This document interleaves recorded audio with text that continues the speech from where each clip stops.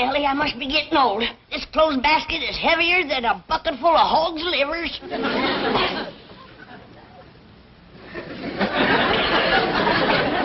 Don't touch it. It's haunted. I bet you little Jasper crawled in there to get warm. Who in tarnation is little Jasper?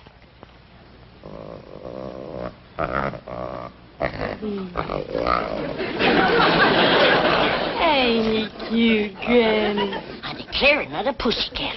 Only this one's all broke out with spots. This here little feller's what you call a jaguar. Where'd he come from? The critter doctor over to zoo said he comes all the way from South America.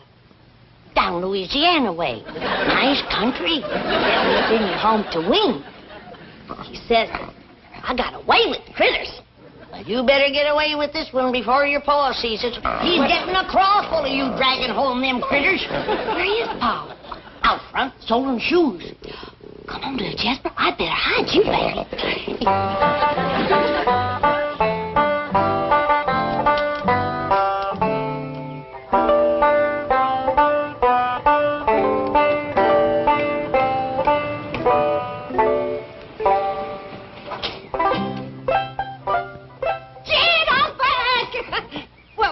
It's me, Pearl. Don't you want to kiss me? Just didn't want to nail us together, Pearl. My doggies, it's good to see you. It's good to be here. I thought I heard Pearl's voice. You did, Granny. You old rascal, you're surprised us. How are things back home? Fine as frogs here. Why didn't you let us know you was coming? We'd met you at the airport. Oh, Daddy spoiled the surprise. Besides, I didn't want to take Jethro out of school, and Mr. Drysdale offered his limousine and livered chauffeur. Thanks a heap. Jed, give the chauffeur a tip.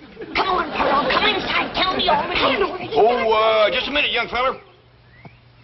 Got a tip for you. Thank you, sir. Plant your corn early this year.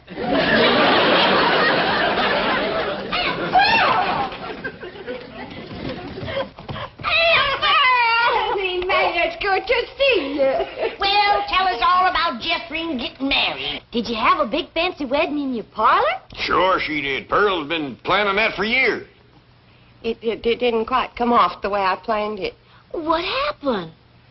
You know, I had Jethro all set to marry Albert Ledbetter, that tall spring bean of undertaker over to Ripley. Good, steady fella, Hal. Best undertaker in the whole county. Only undertaker in the county. Nice feller, too. Oh, Granny, I wish you could have seen the way he decorated my parlor. Well, you couldn't walk for the flowers. They weren't all strictly fresh, mind you, and some of them still had the black ribbons on them. Oh, flowers is flowers. Hal never was one to waste nothing. Well, what happened, Aunt Pearl? Didn't Cousin Jethro marry up with Undertaker? Stood him up, eloped with another man. There goes my free funeral. Well, tell me, Pearl, who'd Jethro elope with? That drummer from Joplin, Jasper Depew.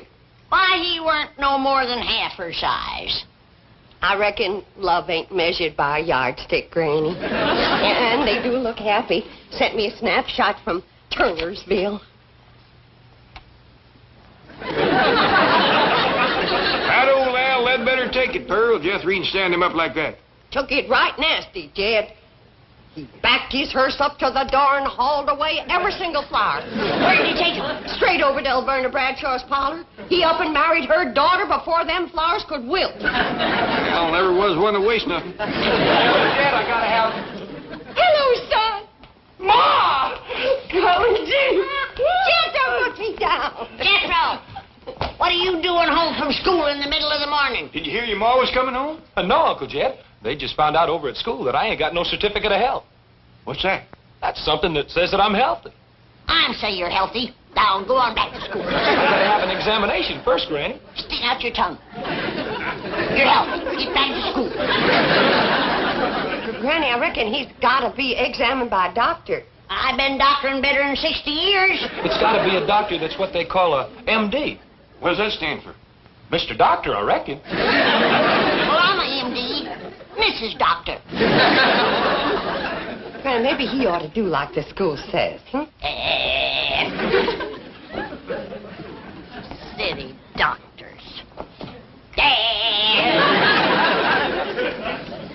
Trouble is, we don't know no doctors. Well, I know the critter doctor over to the zoo. Jethro's a human being, Ellie Mae. Thank you, Ma. Why don't we ask Miss Drysdale? I hear tell she's been to every doctor in Beverly Hills. Hey, Marie, the maid, told me about a doctor she's been going to for 7 years. He must be a crackerjack. What's his name? Let me think. It commences with D. I got it! Dr. Twombly. Twombly don't commence with a D. Well, doctor does. Jethro, you run upstairs and take a bath and put on some clean underwear and get over and see him. Okay, Ma. I sure hope Dr. Twombly don't examine his brains. Analysis is progressing most satisfactorily. Tomorrow, same time. Yes. Well, thank you, Dr. Twombly. And don't worry about the regression into infancy syndrome. You'll overcome this desire to be a baby again. Yes, sir. Thank you, Doctor.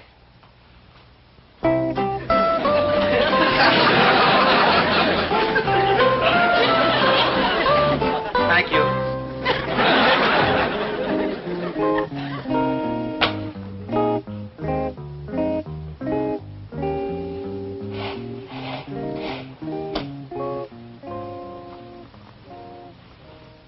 And you thought you had some beauties, Dr. Freud.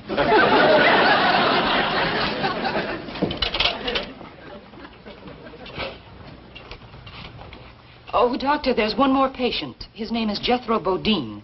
This is my golf day. You know I don't take patients after 11 o'clock. He was referred by Mrs. Drysdale.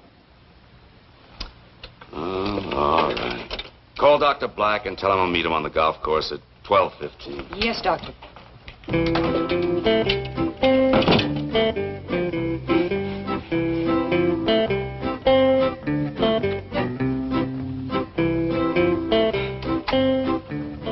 Doctor, this is Jethro Bodine.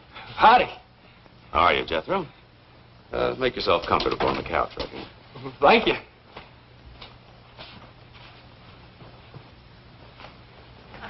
Well, would you like to tell me all about yourself and why you're here? Well, why I'm here is that I can't go to school till I get examined by you. Just lie back and relax. Well, thank you. Now, suppose you tell me about this problem you're having at school. Well, my biggest problem is staying awake while the teacher's talking. Well, that might be nothing more than a benign subconscious rejection of authority represented by the teacher. It doesn't mean that you necessarily lack interest or capability or intelligence. Above all, you mustn't let this cause you any distress. Together, we will probe into the underlying causations and...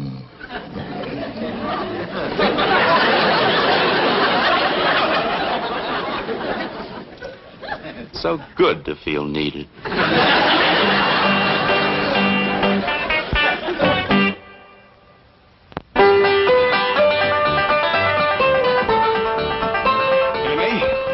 Little critter just scared the living daylights out of your Aunt Pearl. Now, something tells me it just might be yours. I'm awful sorry, Paul. I plumb forgot I hid him in Aunt Pearl's dresser drawer. He just loves to get in betwixt clothes and snooze. Give me a terrible start, Ellie. I thought it was a fur muffin. Started to stick my hand in and he bit right down on it. Oh, I let out a yell, I can tell you. I heard you clean down to the cement pond. You're yodeling better than ever. Granny, I reckon a ornery critter like this ought to be outside instead of in the house scaring folks. Oh, leave her, stagehead. I'm commencing to like her yodeling. Oh, Granny. Has anybody heard anything of Jethro?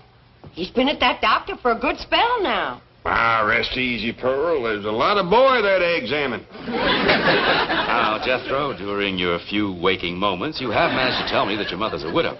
Oh, yes, sir. I'd like you to tell me all about your mother. I'm very interested in her. Don't blame you. She's pretty.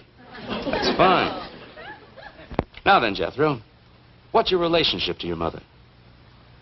I'm her son. Yes, I know that. But how do you feel about her? Do you like her? Oh, I sure do. She's a dandy, yeah? Does she ever give you hostile emotions or aggressive tendencies? Well, she would if I asked her for 'em. Yes, well, suppose we talk about your father. Do you remember him? Oh, yes, sir. He used to take me hunting. Taught me how to shoot with a rifle when I was just a little feller. Oh, you were good buddies when he was alive. Oh, yes, sir. Did you miss him? I never shot at him. Well, suppose you tell me about the rest of your family. Do you have any brothers? No, sir. But I got a sister that's got one. Well, that would be you, Jethro. No, sir. Her name is Jethro. Why don't you go back to sleep for a while? Oh, Granny, wait till you see what all's in here. Every last thing you asked me to bring back from the hills. Oh, bless you, Pearl. Coon root. Pearl, you'll never know how I needed this. When you simmer this in slippery elm tea, it is first rate for chills and fever. Dried crawdad tails. Big rascals, too. When they is ground up to powder, you can't beat it for easing headaches, curing warts, and seasoning sauerkraut. Catfish whiskers. Oh. Sump water. Oh. Dogwood bark. And the skins from 3 full-grown newts caught at midnight under a full moon. You ain't gonna believe this, but you just can't buy these in Beverly Hills. That's a fact, Pearl.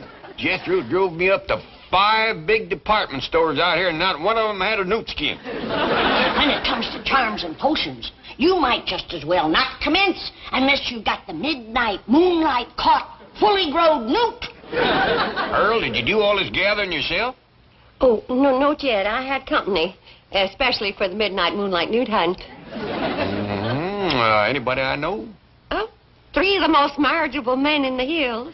Well, that'd be Jack Cantrell, Widower Lloyd, and Old Man Casey. Oh, he ain't so old. I declare, I had to watch out more for him than the newts. I'm surprised you didn't get married while you was back home, Pearl. I had plenty of chances, Granny, but I got sport living out here.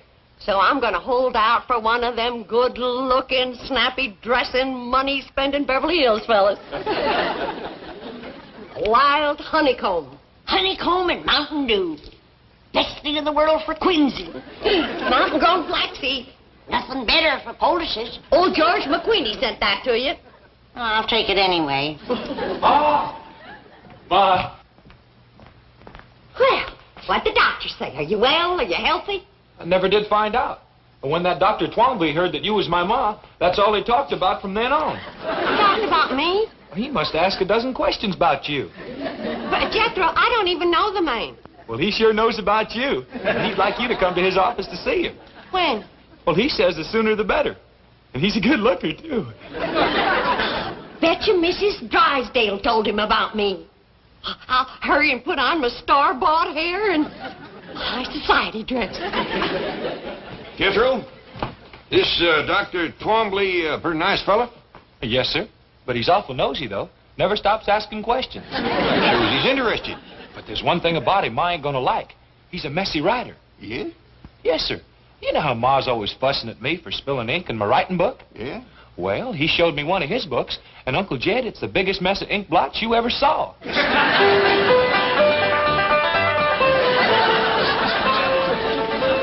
Doggy's Pearl, you're prettier than sun up on a Monday morning.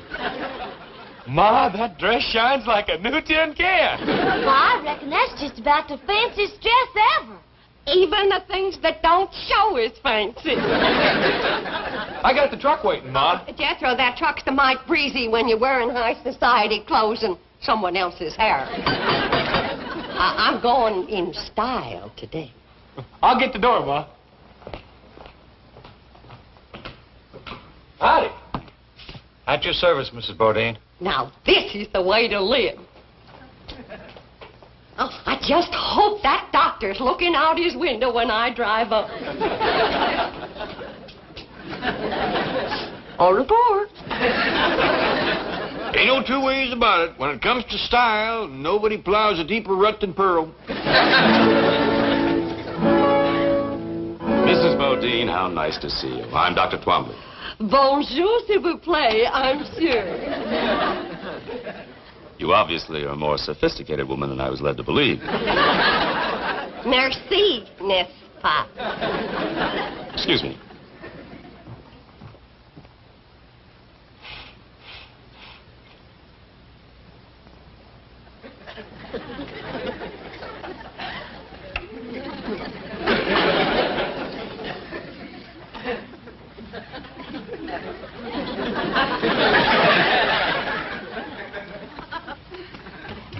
Now, step over to the couch and make yourself comfortable. Oh, sit down. Sit down. Relax. Let's get acquainted. What's the matter? Don't you get the wrong idea just because I talk French. Bodine, you don't. You bet I don't.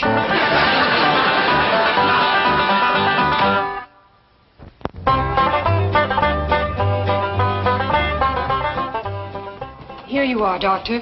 And I postponed your golf date until 3. Thank you. Dr. Twombly? Yes, but I'm busy right now. I'm sorry, you cannot see the doctor without an appointment. I wouldn't count on that, ma'am. It might be a good idea for you to leave the room. Who are you? Name's Jed Clampett, blood cousin to Pearl Bodine. Good. It's all right, nurse. Mr. Clampett, I'm glad to see you. Before I shake your hand, maybe I better speak my piece. By all means. Sit down. I'd rather stand, thanks, and I'll get right to the point. Back where I come from, we don't take kindly to anybody trifling with our female kinfolks. But, Mr. Clampett, I take into account that this is a big city, and your ways are probably different than ours. When my cousin Pearl tells me she hadn't no more than said howdy, and you commence pulling her to the settee, by doggies, that's dropping a rusty bucket down my well. Mr. Clampett, you don't understand. I do this every day. I'm a psychiatrist. Well, I'd try to get cured of it if I was you. But you're liable to wind up bad hurt. Let me explain and apologize for the mistaken impression. You can come out the house, explain to Granny, and apologize to Pearl. I'd love to come to your house. I want to meet every member of your family. Well, that'll be fine. But keep a tight hold on your feelings. I reckon Cousin Pearl can look after herself, but I got a daughter, Ellie Mae, and I catch you making one move in her direction, you're going to find yourself weighing about 3 bullets heavier.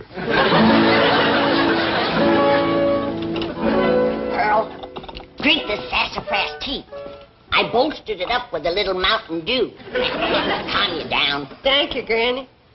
Pearl, I wish you'd wear this thing or put it away. I keep thinking it's one of Ellie's critters. A bit ago, I tried to feed it a saucer of milk.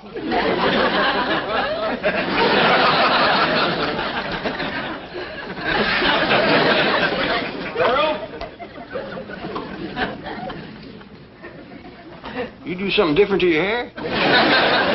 Oh, Pearl, Jethro and me brought that Dr. Twombly home here so he could apologize to you. Oh, I got.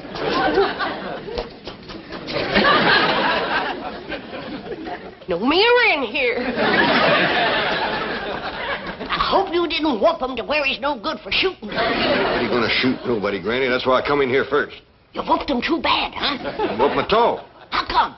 Poor fella's so sickly, he gotta have a nurse handy all the time. Jethro, bring him on in here.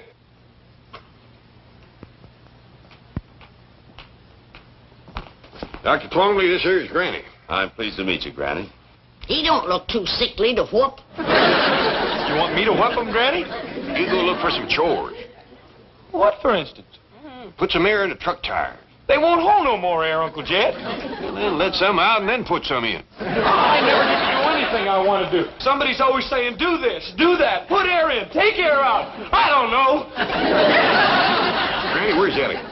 She's out back running a new Jaguar around the yard. Well, I'll go fetch her. I reckon you'll be safe with him. Sit down, Doctor. Thank you. So, you call yourself a doctor, do you? Well, I do hold several degrees. All right, Doctor.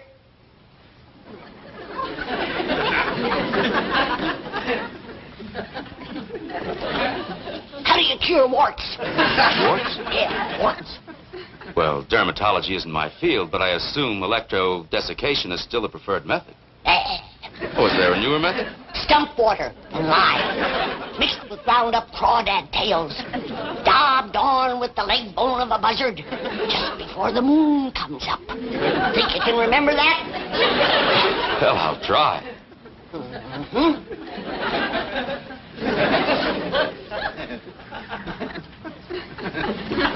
How do you cure quinsy? Quinsy?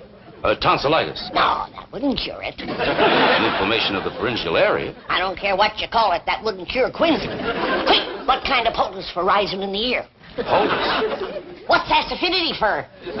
Well, How would you cure the vapors? What about the drowsies? Aching joints, stone bruises, corns, dander, twinges, and proud flesh. These things are outside my field. A doctor goes where he's needed. He don't just stay on his own land. Now, you sit right back down. Remember what I told you. Hey, this here is Dr. Twombly. Howdy. How do you do? Are you the young lady with the new Jaguar? I sure am. You want to see it? Well, yes, I'm an enthusiast myself. Is it in the garage? No, out in the yard. Come on. Now, you sit right there. Enemy, bring it in the house. A Jaguar in the house? Is it all right, Pa? Yeah, as long as you don't take it upstairs again.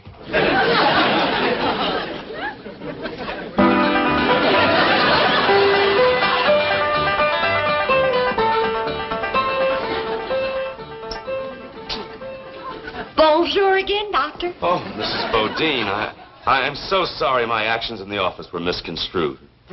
They was downright forward, but if you want to court me proper, you can come into the parlor. Dad, looky here.